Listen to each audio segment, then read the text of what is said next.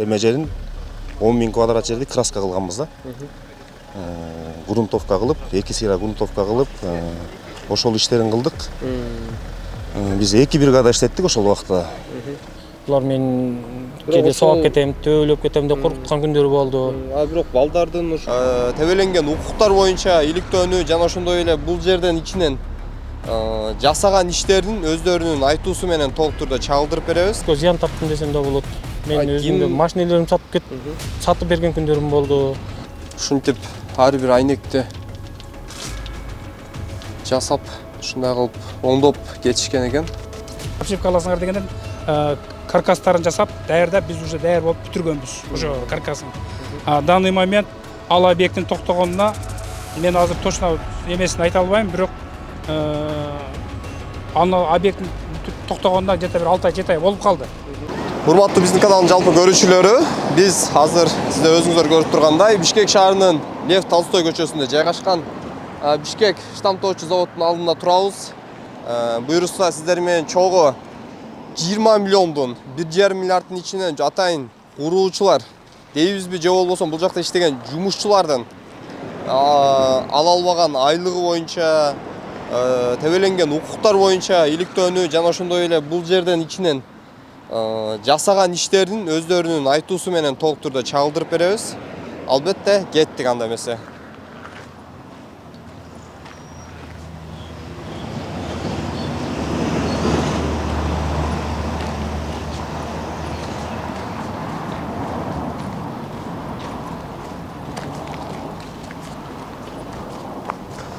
Бул Кыргыз бетон курулуш жана Кыргыз зоот эки объектинин жалпы курулуштарынын бардыгын 20 миллиондун ичиндеги жасаган бригада бар. Бардыгын сырты, ичи жана үстүн жабышкан.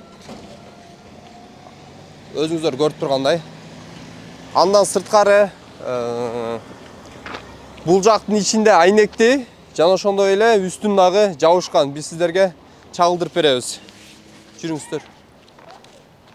Өзүңүздөр көрүп турасыздар. Айнекти жана ошондой эле үстүн толук түрдө жаап өздөрүнүн жумуштарын аткарып кетишкен. Ичине кирип дагы тарталы. Жүрүңүздөр. Жасалган жумуш. Мына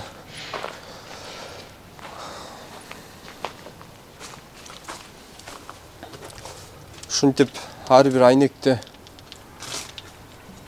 жасап, ушундай кылып оңдоп кетишкен экен. Мына атайын айнектерди өзүнчө бир бригада курган деп айтышты жумушчулардыкы. Бирок тилекке каршы укуктары тебеленип жатат.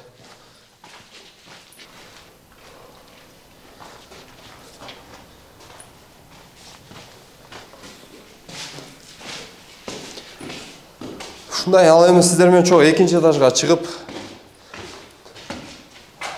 экинчи этажда бүт айнектерди жаңы айнектерге алмаштырып, ушундай кылып мына жасап бүтүп кетишкен.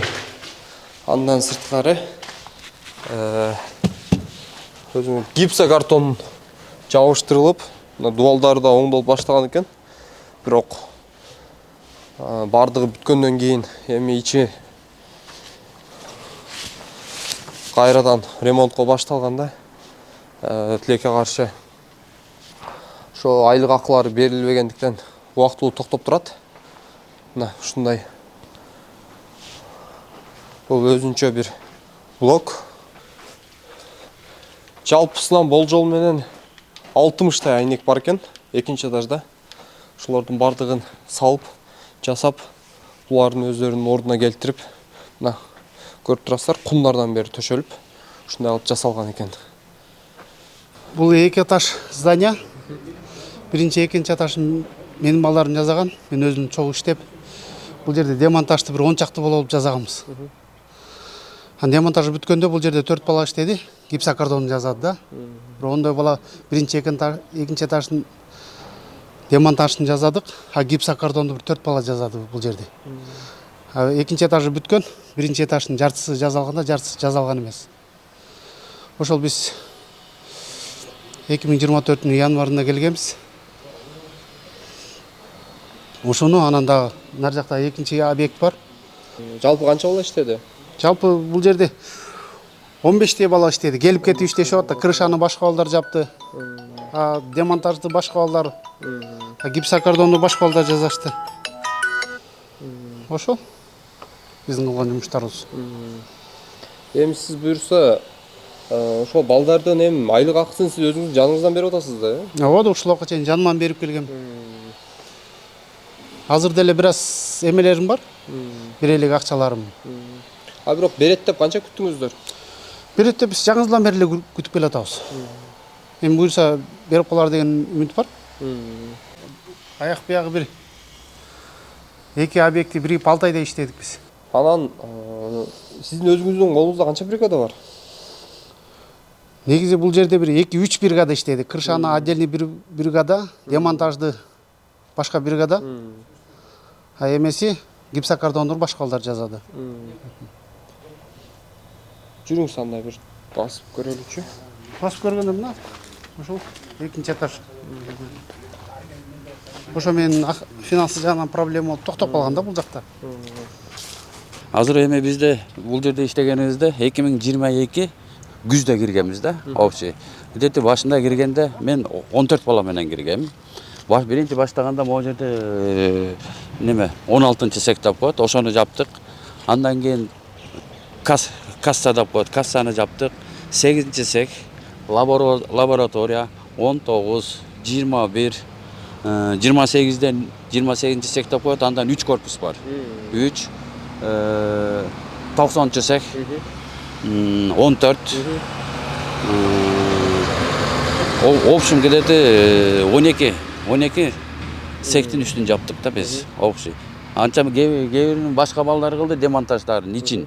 Немесин калган кээ бир жерлерин биз өзүбүз неме кылдык, полный балдар менен. Балдар көбөйүп азайып атты. Бирок ошо акчанын айынан, э?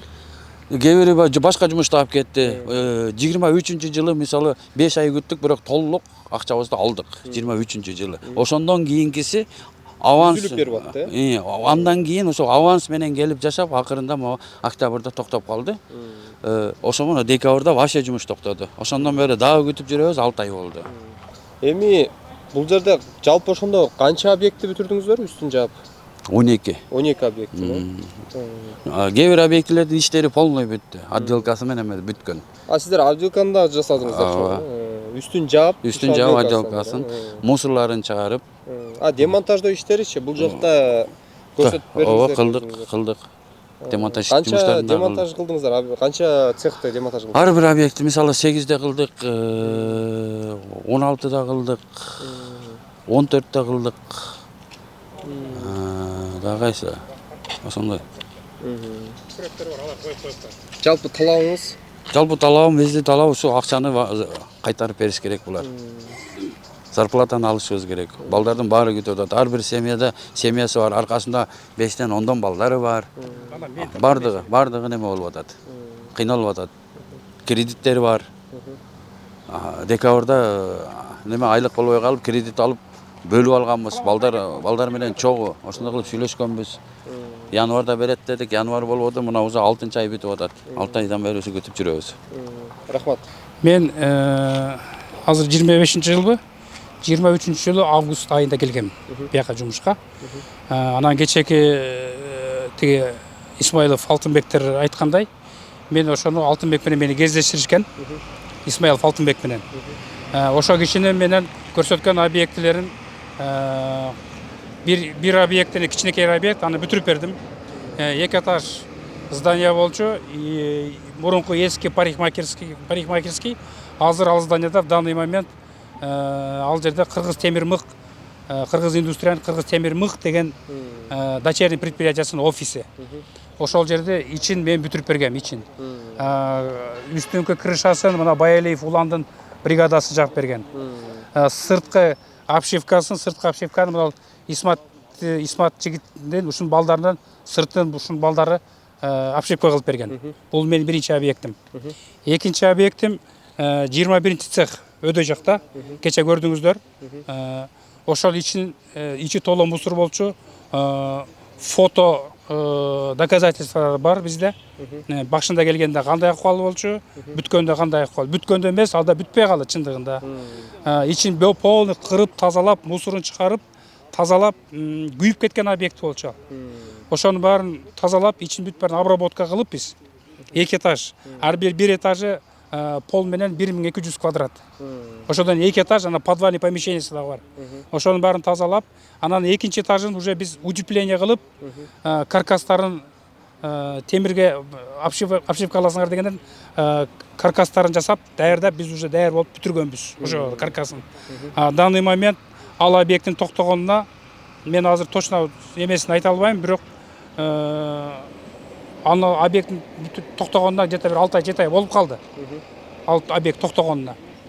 Анын ошол объекттин үстүнкү крышасын мына Уландын, Баялиев Уландын балдары крышасын ошонун балдары жаап берген. Канча квадрат экенин крыша башкача саналат, билбейм аны мен канча квадрат болгонун. Ошонун немесин төмөнкү иштерди мен бүтүрдүм 21 цехте. Андан кийин мына жерде столовый бар. Столовый бар. Мурунку илгерки заводдун столовый экен. Ошонун мен отделкасына келдим.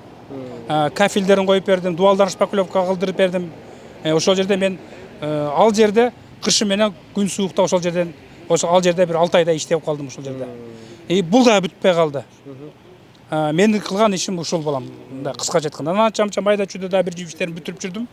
Ошол эми анан башында кечээки айткандай эле башында чындыгында аванс менен келип атканбыз. Анан чын-чынына келгенде биз кыргыз индустрияга эч кандай мен мисалы үчүн мен өзүмдүн доом жок.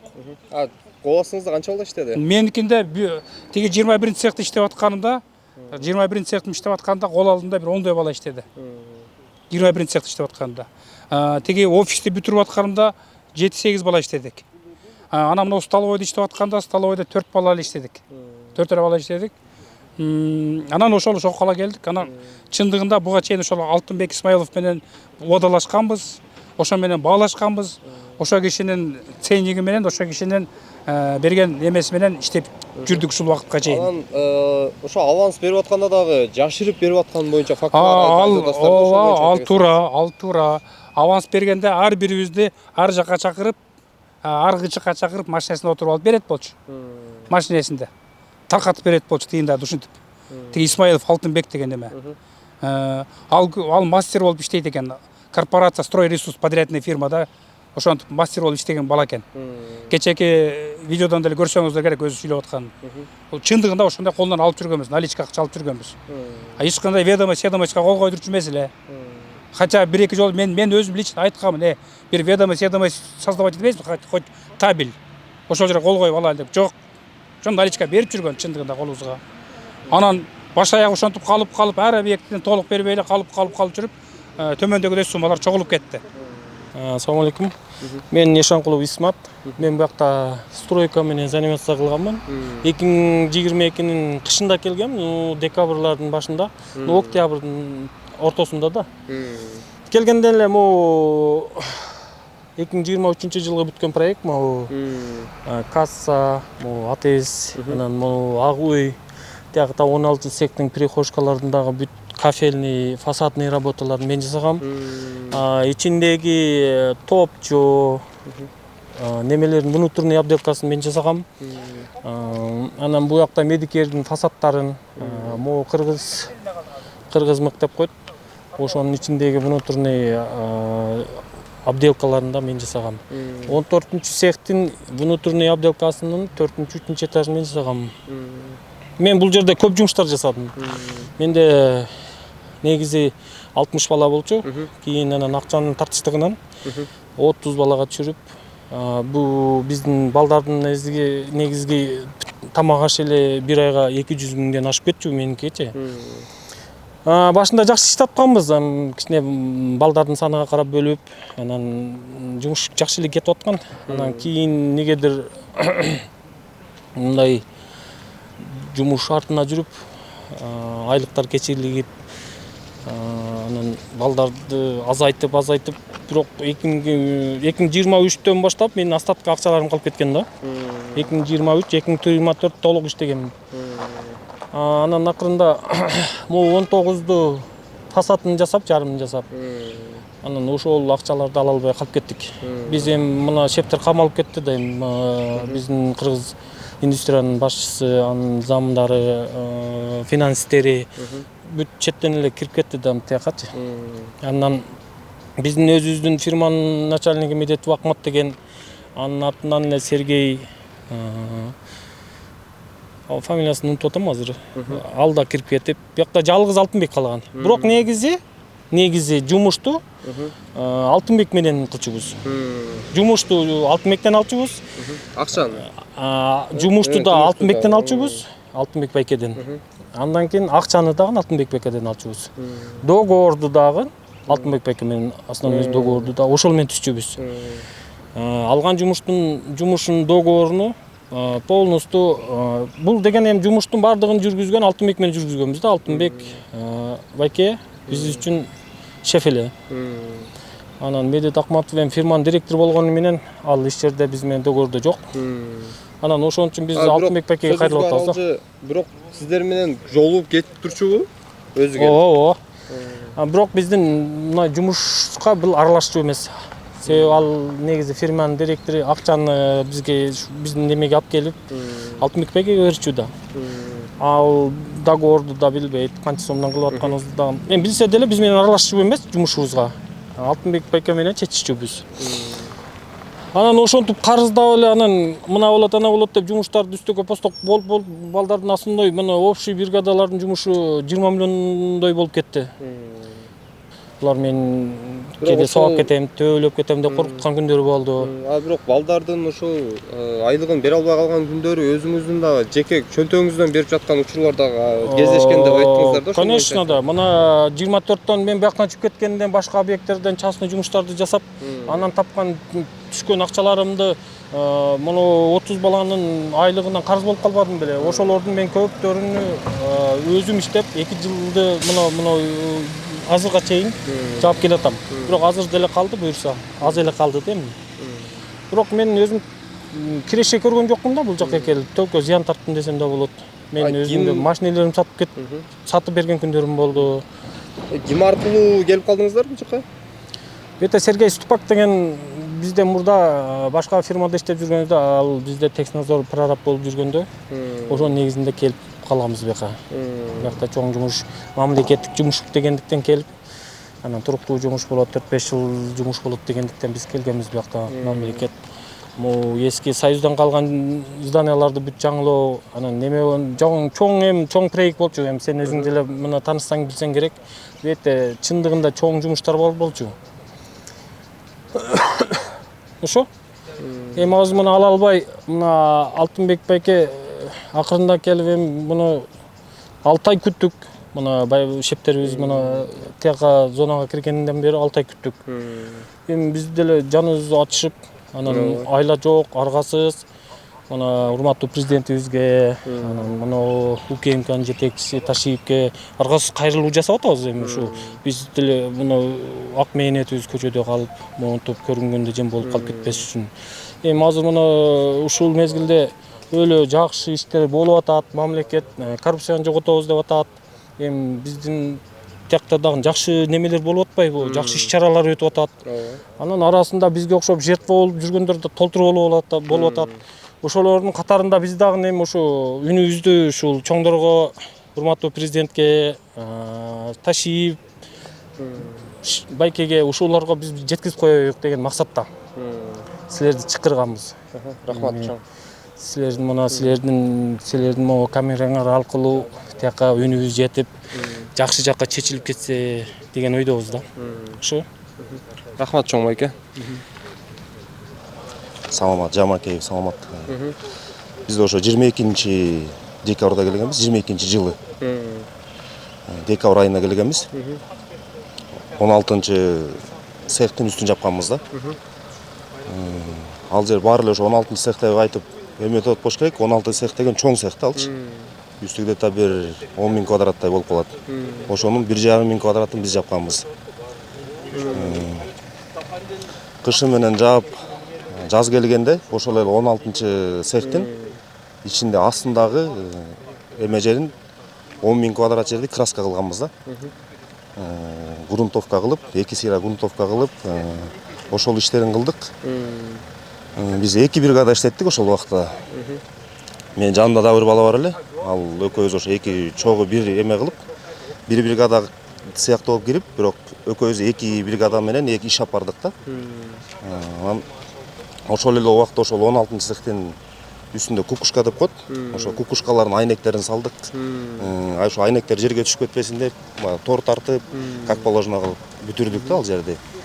Краскасын 100% бүтүрдүк, кукушкасын 100% бүтүрдүк. Ал жерден акчаларыбыз ошол убакта эле задержка башталган. Бирок берип атты да. Берип атты, бирок задержка болуп атты, полный 100% берилген жок. Андан кийин эле ошол бая биз эми жумуш дүкүлдөп эле келип иш башталды да, анан индустриядан акча которулду, дигил объект, бул объект деп атканда эле биз кете бердик да, кайра дайыш эле ошо жумуштарды кылып кете бердик. Андан кийин эле ошондой эле 90-цех, азыр ошо мык чыгарган цех бар ошол жерде. Ошонун крышасын балдар жабышты башка бригада. Биз да жанагындай эле малярный жумушун кылдык да. Ичине кирдик, маляркасын бүтүрүп, терезелерин усиление кылып чыгарып бердик да. Андан кийин 19-цехтен тоже краскасын бүтүрдүк. Ал жерде ошо барып тарттыңарбы билбейм. Ал жерде чоң жер. Ошо краскасын ал жердикинде 2 сыйра грунтовка кылып, анан ошол эле убакта дагы бир объемный жумушун алып, баягы суулар ака турган жерге решетка жасап бердик да. Ал жерде эле чоң объемный жумуш. Ошо решеткаларын коюп, как положено бүтүрүп бердик. Ал жерден деле баягы жумуштарды алып аттык, объемный жумуштарды. Бирок акча баягыдай эле жарымын берет, жарымы калып, остаток болуп чогулуп, ушу 2025-жылы акыркы иштегенибиз ошо 24-цехтин крышасын жаптык да. Ал жер где-то 3000 квадрат болуп калат. Канча бала жалпы иштедиңиздер ушу 2025-жылга чейин? Жалпы бала биз ошо 2 бригада иштеттим деп айтпадымбы жогоруда. 2 бригада иштеткенде бир бригада бир 10 бала болуп атты да. Жумуш баягы көбөйгөндө балдар да келип кошулуп кетип атты. Азайып баратканда баягы эме кылып аттык да, азайтып ошо 2 бригада менен бир 20 бала иштетип аттык да. Анан бул жака кимдер аркылуу келгенсиздер?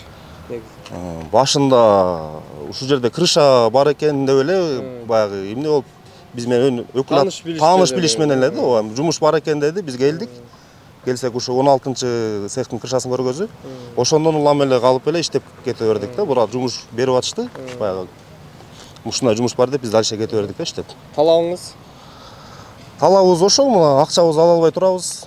Уже 6 ай, 7 ай болуп кетти.